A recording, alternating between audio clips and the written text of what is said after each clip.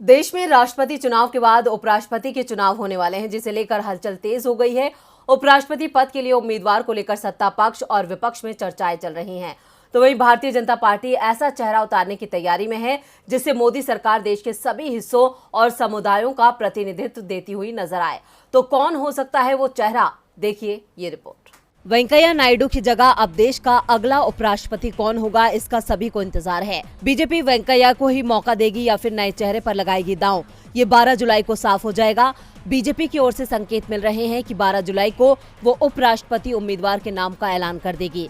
6 अगस्त को नए उपराष्ट्रपति के लिए मतदान होगा और इसी दिन परिणाम भी आ जाएंगे।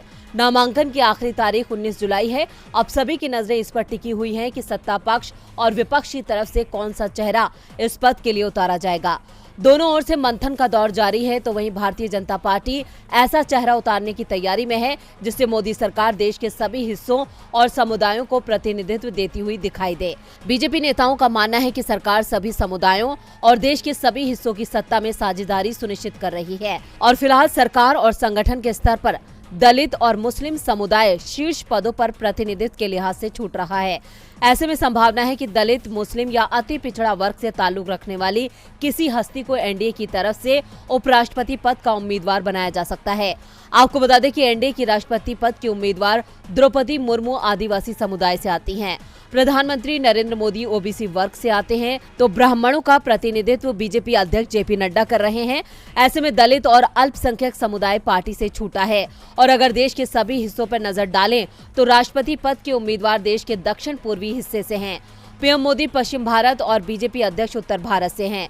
बताया जा रहा है कि अभी तक 2 दर्जन से अधिक नामों पर बीजेपी के अंदर चर्चा हो चुकी है। दावा किया जा रहा है कि पार्टी किसी दलित चेहरे पर दांव लगा सकती है और इस रेस में फिलहाल 2 नाम सबसे आगे चल रहे हैं।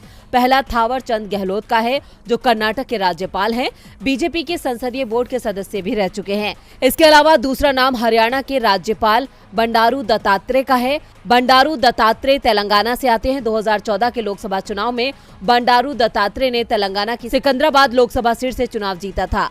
बीजेपी की नजर भी इस समय सबसे ज्यादा तेलंगाना पर है, लेकिन मैदान में कौन उतरेगा, इस पर 12 जुलाई को मोहर लग सकती है।